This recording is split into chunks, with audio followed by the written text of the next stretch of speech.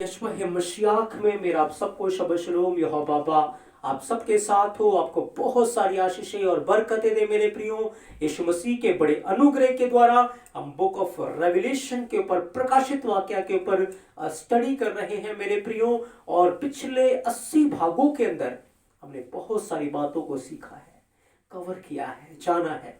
और मेरा विश्वास है कि इन स्टडियों के द्वारा, वचनों के द्वारा आपने अपने जीवन में बहुतायत की आशीषों को रिसीव किया है मेरे प्रियो। तो आज के भाग में हम कुछ और भेद की बातों को सीखने के लिए यीशु मसीह के बड़े अनुग्रह के द्वारा यीशु मसीह के चरणों में हैं। और मैं विश्वास करता हूं कि आज के वचनों के द्वारा भी हम बहुत सारी आशीषों को, बरकतों को अपने जीवन में रिसीव करेंगे। आज हम 81वें भाग के अंदर है, 81 पार्ट के अंदर है मेरे प्रियो। और आज के भाग में हम झूठे पशु के बारे में सीखेंगे, उसके रहस्य के बारे में सीखेंगे कि जो झूठा पशु है वो क्या दिखाता है।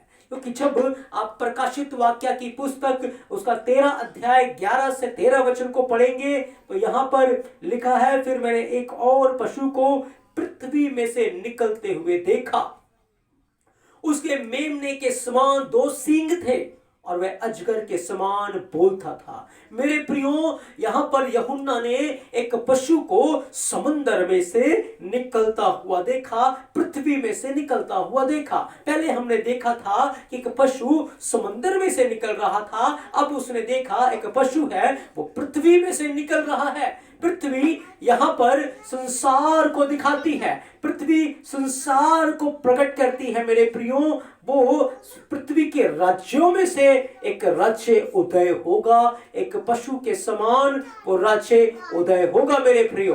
और बाइबल बताती है कि उसके मेमने के समान 2 सींग थे।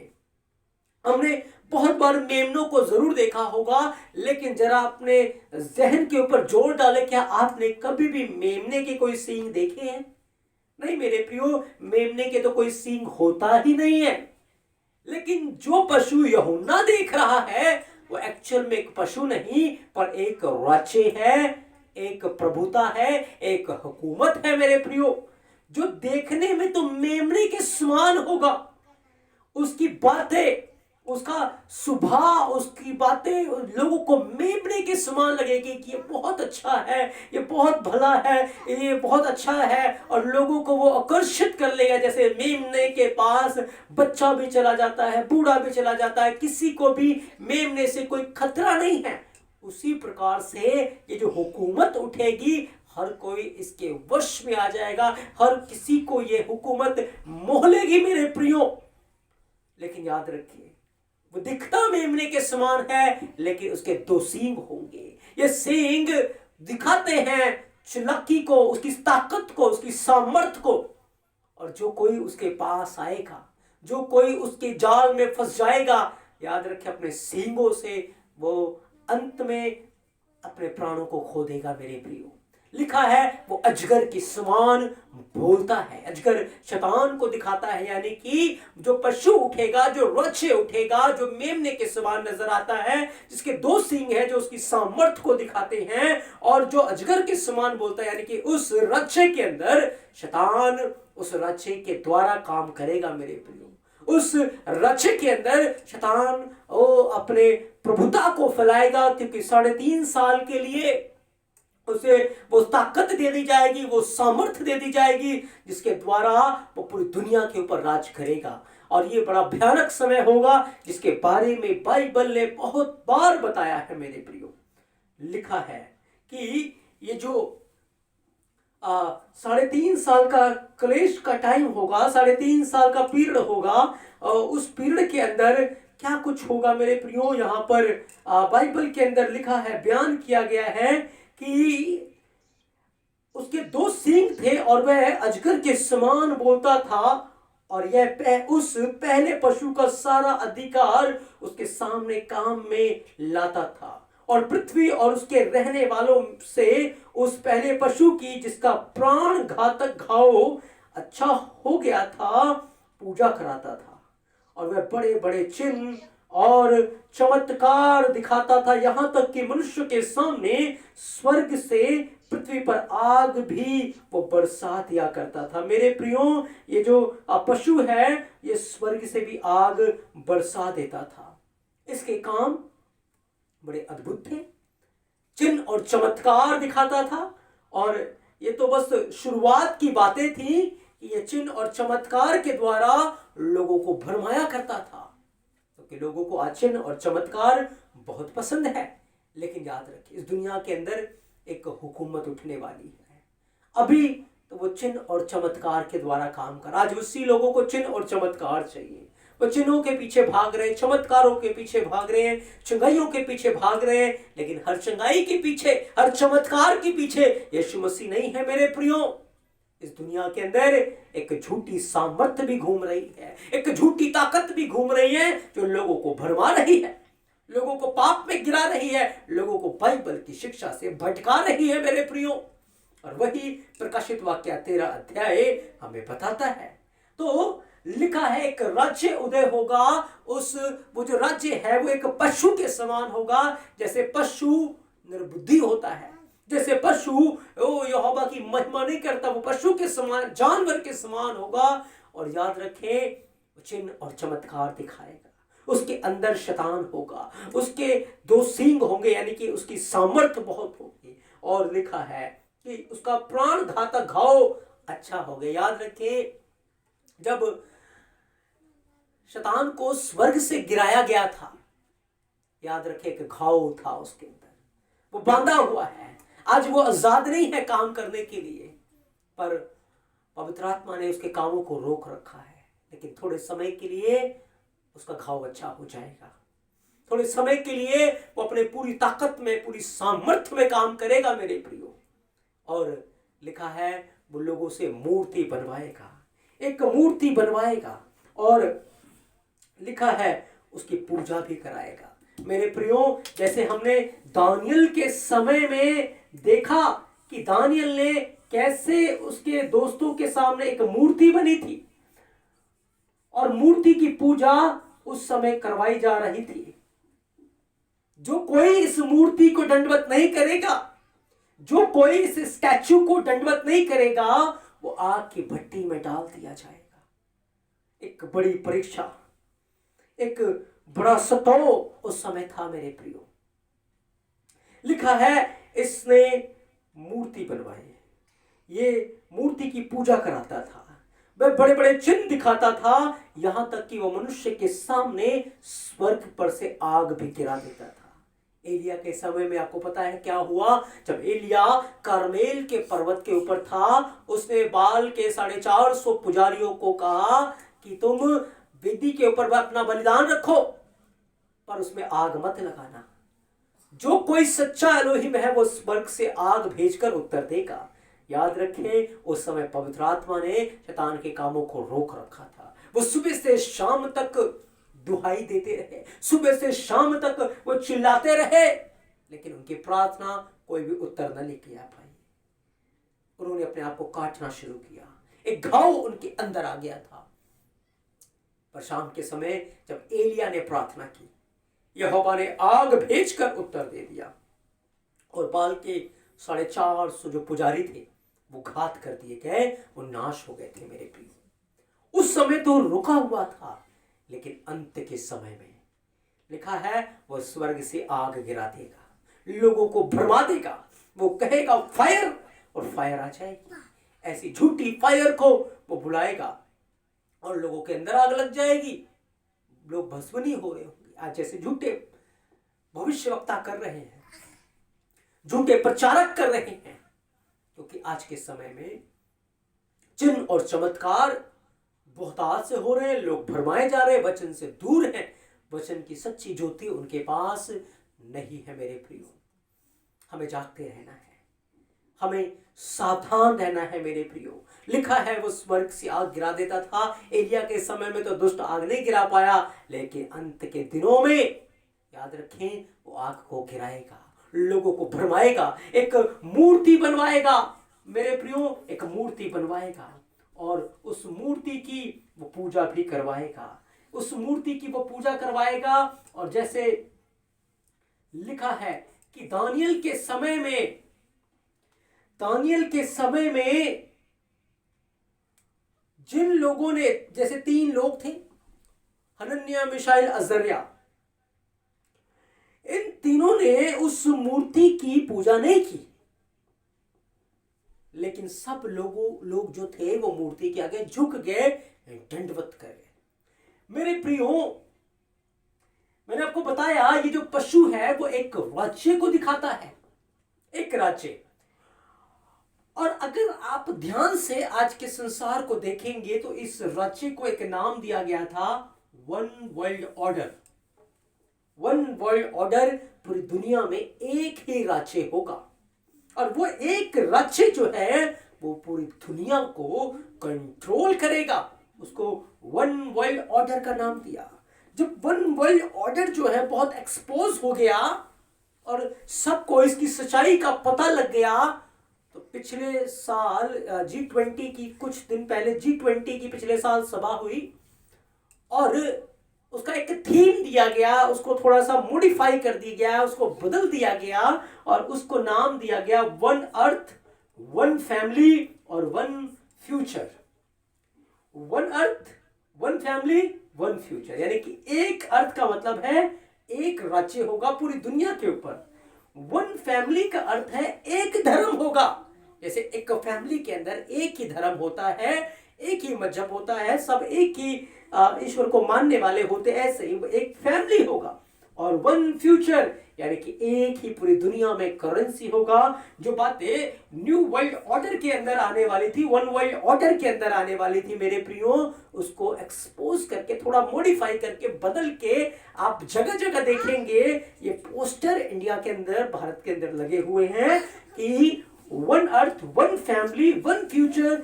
G20 समिट के अंदर इस सब्जेक्ट की जो थीम थी कि राज्य के लोग, पूरी दुनिया के लोग एक हो गए हैं, और आने वाले दिनों में बहुत जल्द ये सब बातें होंगी, आप अपनी आंखों से इसे होता हुआ देखेंगे। और ये जो न्यू वर्ल्ड ऑर्डर आएगा, न्यू वर्ल्ड ऑर्डर आएगा मेरे प्रियो, या वन वर्ल्ड ऑर्डर में आपको कहूं, इसकी एक स्टैच्यू बनाई जाएगी, क्योंकि एक ही राज्य होगा, एक ही हुकूमत होगी, और इस हुकूमत को लीड करने वाला एक ही लीडर होगा, उसके अंदर शैतान होगा, और वो अपने एक स्टैच्यू भी बनवाएगा मेरे प्रियो, एक मूर्ति वो बनवाएगा, और वो उस मूर्ति की लोगों को सस्ता कर, एक छाप, जिसके बारे में हम आगे सीखेंगे कि एक छाप वो हर एक के माथे के ऊपर या हाथ के ऊपर लगा देगा। वो छाप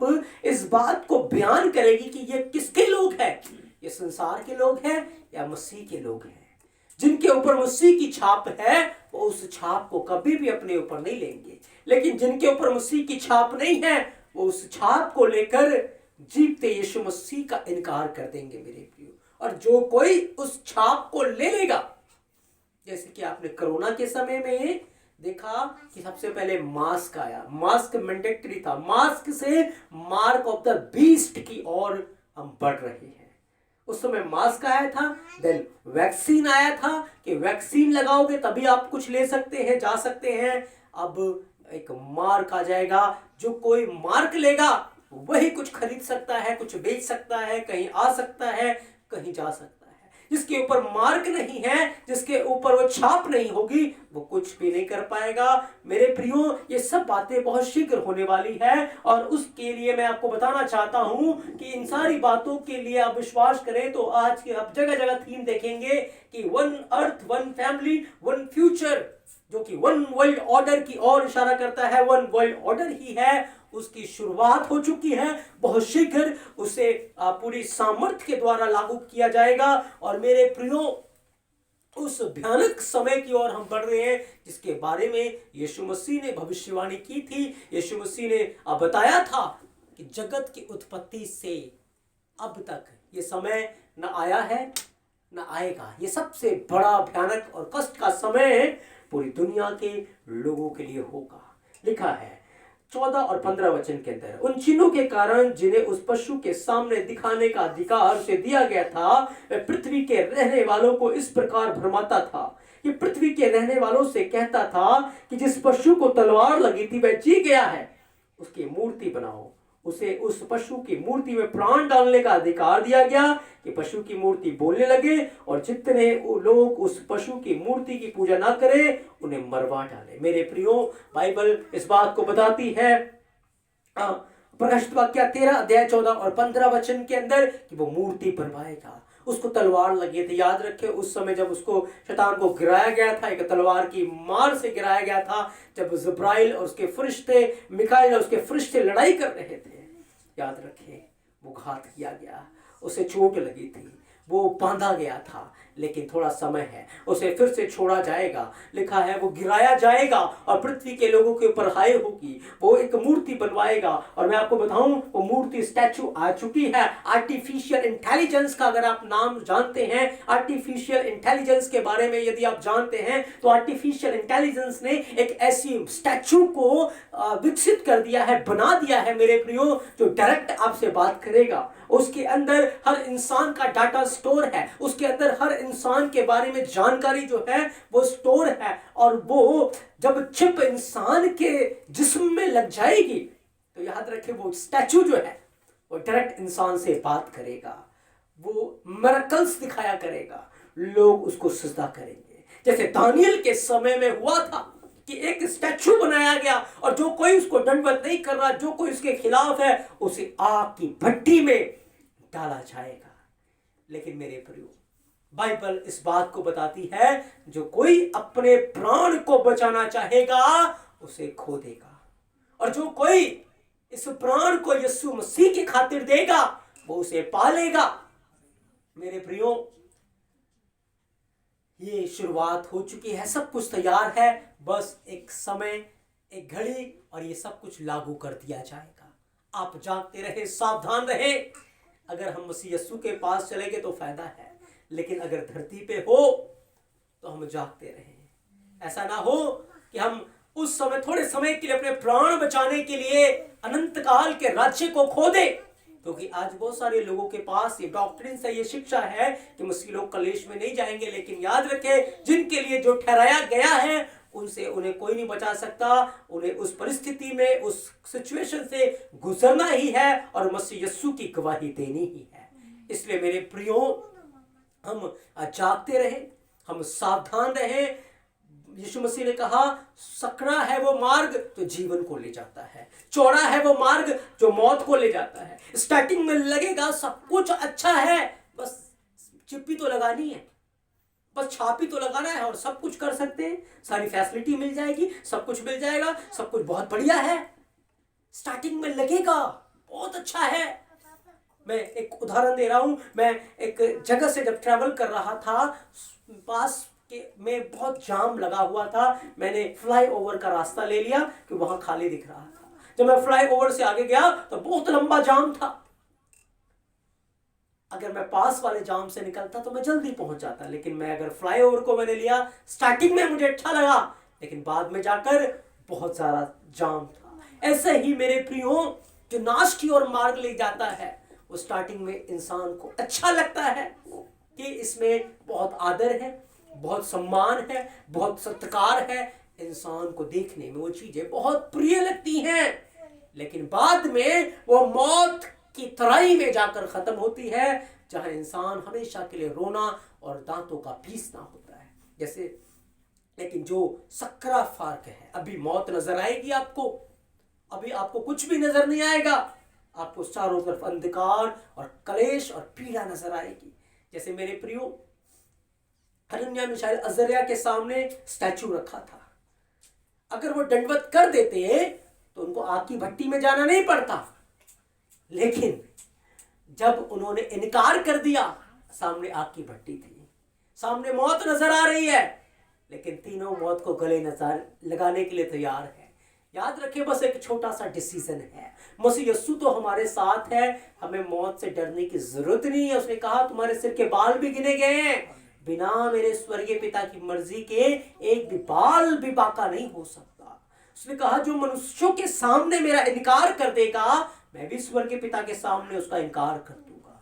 थोड़े समय की बात होगी, उस समय आपको मसीह यीशु के नाम को स्वीकार करना है और उसके लिए मौत को गले लगाना है।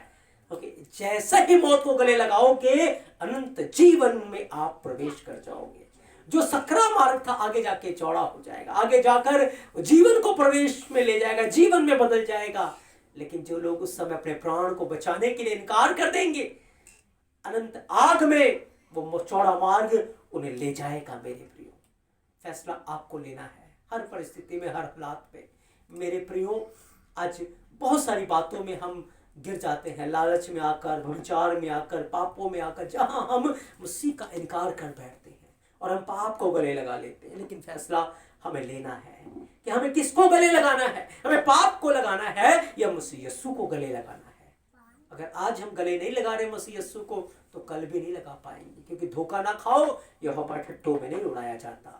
मेरे प्रियो, हर पल हर घड़ी हमें उसके पवित्र भय में रहते हुए बुराई का इनकार करना है, पाप को छोड़ना है, बुराई के मार्गों पर, जीवन के मार्गों पे जाना है। बहुत जगह आपको लगेगा कि मेरा ये डिसीजन मेरे लिए नुकसान का कारण होगा, लेकिन याद रखें आगे फायदा होगा। और जहां आपको फायदा नजर आ रहा है, आगे नुकसान होगा, क्योंकि वो मार्ग चौड़ा है। इसलिए जागते रहें, सावधान रहें और मसीह के वचनों पर अपना ध्यान लगाएं। एक झूठा राज्य उदय होने वाला है, एक झूठा पशु उदय होने वाला है। वो अपनी मूर्ति बनवाएगा, वो छाप लगवाएगा, वो लोगों को भरमाएगा चिन्ह और चमत्कार के द्वारा। लेकिन याद रखिए, मेरा और आपका ईमान मसीह यीशु के ऊपर बरकरार रहना चाहिए। हम मसीह यीशु में अपना ध्यान लगा के रखें और सब प्रकार की बुराई और पाप से बचे रहकर यीशु मसीह के जलाल में रहे। याद रखें, हनन्याह मिशाएल अजर्या ने चुन लिया कि चाहे वो हमें आग की भट्टी से बचाने की सामर्थ्य रखता है, यदि वो नहीं भी बचाएगा, राजा तू जान ले,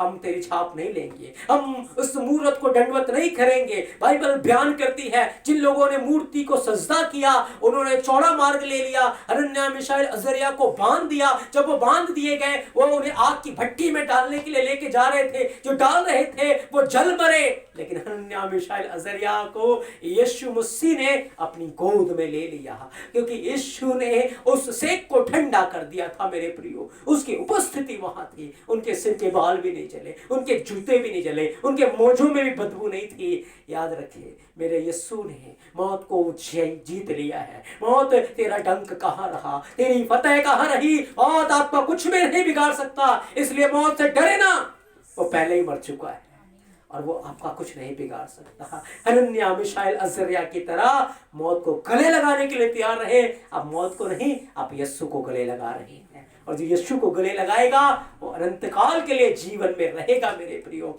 इसलिए कभी भी आप दुष्ट की बातों में ना आए, उसकी छाप ना ले, उसकी बातों में आके बहके ना, पर मसीह यीशु में हर समय ईमानदार रहे, विश्वास योग्य रहे, वफादार रहे, ताकि आप जीवन का मुकुट हासिल करें। मेरे प्रियो, मैं विश्वास करता हूँ आज के वचन के द्वारा आपने बहुत सारी आशीषों को, बरकतों को रिसीव किया है। हमने सीखा कि प्रकाशित वाक्य बुक ऑफ रेवलेशन पार्ट 81 के अंदर एक झूठा राज्य, झूठा पशु उदय होगा और वो अपनी छाप लोगों के ऊपर लगवाएगा। वो एक स्टैचू बनवाएगा जो आर्टिफिशियल इंटेलिजेंस आज बना चुका है। मेरे प्रियो, हम देख रहे हैं कि राज्य उदय, वन वर्ल्ड ऑर्डर या न्यू वर्ल्ड ऑर्डर के नाम से, और उसकी थीम्स को आप जगह जगह पढ़ सकते हैं। One earth, one family, one future. One earth का अर्थ है पूरी दुनिया में एक हुकूमत, वन फैमिली का अर्थ है एक धर्म, वन फ्यूचर का अर्थ है एक करेंसी होगी, एक ही पावर होगा, डिजिटल करेंसी होगी जो आ चुकी है। और ये सब बातें उस झूठे राज्य के उदय होने की तैयारी में हो चुका है। मेरे प्रियो, हमें मसीह यीशु में प्राण देने तक विश्वास योग्य रहना है, ताकि हम जीवन का मुकुट पाएं और अनंत काल के राज्य में प्रवेश करें। और जो कोई उसका इनकार करेगा, अनंत काल की आग में तड़पता रहेगा। इसलिए मेरे प्रियो, जागते रहें, सावधान रहें और तैयार रहें। यीशु मसीह आप सबके साथ हो, आपको बहुत सारी आशीषें और बरकतें दे मेरे प्रियो। आमेन, आमेन, हालेलुया।